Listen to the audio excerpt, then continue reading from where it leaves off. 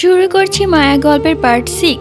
এরপর আমরা প্রায় রিফাতের কথা ভুলেই গিয়েছিলাম। তো একদিন কলেজে ঈশা আসেনি, আমার একা একাই যেতে হয়েছে। কলেজ থেকে বাড়ি যাওয়ার পথে সেই ছেলেটি রিফাত আমার পিছু পিছু আসছে আর আমাকে নাম ধরে ডাকছে, এই সানভি সানভি। ছেলেটাকে দেখে আমার ইচ্ছে করছিল নাক বাড়িয়ে একটা ঘুষি মারি, কেননা ছেলেটা আমাকে ছাপড়ি বলেছিল। কিন্তু রাস্তায় মানুষজন ভরা, তাই আমি আর কিছু বলিনি। আমি যত স্পিডে পারছিলাম তত স্পিডে হাঁটছিলাম। ছেলেটা এক পর্যায়ে দৌড়ে দৌড়ে আমার সামনেই চলে এলো। ওফ, তুমি এত জোরে জোরে দৌড়াচ্ছ কেন? আমি কি বাঘ না ভাল্লুক যে তোমাকে খেয়ে ফেলবো? তোমার সমস্যা কি? তুমি আমাকে ফলো করছো কেন? আমি কিন্তু ক্লাসের ম্যামকে বলে দিব। এই, আমি তোমাকে ফলো করিনি, আমি জাস্ট তোমার সাথে একটু কথা বলতে চাই। কিসের কথা? আমি তোমার সাথে কোনো কথা বলবো না। আর এমনিতেও তুমি খুব বাজে, আমি তোমাকে ভালো মনে করেছিলাম। তুমি আমার বান্ধবীর কাছে এসব কথা বলেছো, সেটা শুনেই আমার রাগ হচ্ছে।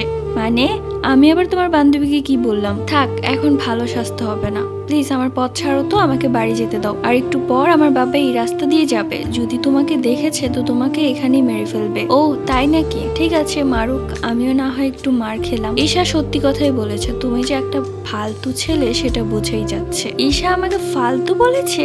ও আচ্ছা, এখন আমি বুঝতে পারছি। ঈশাকে আমি তোমার সাথে রিলেশন করিয়ে দিতে বলেছিলাম আর ও তোমার কানে উল্টো পাল্টা ভরেছে। দাঁড়াও, ওকে আজকে পেয়ে নেই।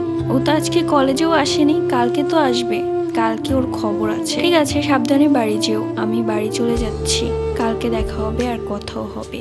বাই। তোমার মতো ফালতু ছেলের সাথে আমি কোনো কথা বলতে চাই না, ভাগো। এরপর আমি আমার বাড়িতে চলে এলাম। পরদিন কলেজে যাওয়ার পর দেখলাম যে ঈশার সাথে রিফাত কিছু একটা নিয়ে কথা বলছে। আমি সেখানে যেতে রিফাত কালকের কথাগুলো উঠালো। সাথে সাথে ঈশা আমাকে বলল, তুই এসেছিস সানভি, চল চল ক্লাসে চল, দেরি হয়ে যাবে। তখন রিফাত বলল, ক্লাস শুরু হতে এখনো 15 মিনিট বাকি। ঈশা তুমি বলো তো, আমি তোমাকে সানভির ব্যাপারে কোনো খারাপ কথা বলেছি কিনা? তখন ঈশা মাথা নিচু করে আছে, কোনো কথা বলে না। আমিও ঈশাকে বললাম, কি রে, এই ছেলেটা যা যা বলছে সব কি সত্যি? তুই না বললি ছেলেটা আমাকে কত কিছু বলেছে? ঈশার মাথা নিচু, কোনো কথা বলছে না। আমার কাছে সব পরিষ্কার হয়ে গেল, ঈশা মিথ্যে কথা বলেছে। ও এত নিচে নামলো, বানিয়ে বানিয়ে মিথ্যে কথাগুলো আমাকেই শোনালো। আমি আর সেখানে এক মুহূর্ত থাকলাম না, ক্লাসে চলে এলাম। ক্লাসে এসে ব্যাগের উপর মাথা রেখে চোখ দিয়ে পানি পড়ছে। ঈশা আমার সাথে মিথ্যে কথা কেন বললো? ও যদি সত্যিটাই বলতো যে রিফাত আমার সাথে রিলেশন করতে চায়, তখনই আমি না করে দিতাম। কিন্তু বানিয়ে বানিয়ে এরকম মিথ্যে কথা বলার কোনো মানে আছে? কিছুক্ষণ পর ক্লাসে ঈশা আসলো, কিন্তু আমার সাথে কোনো কথা বলছে না,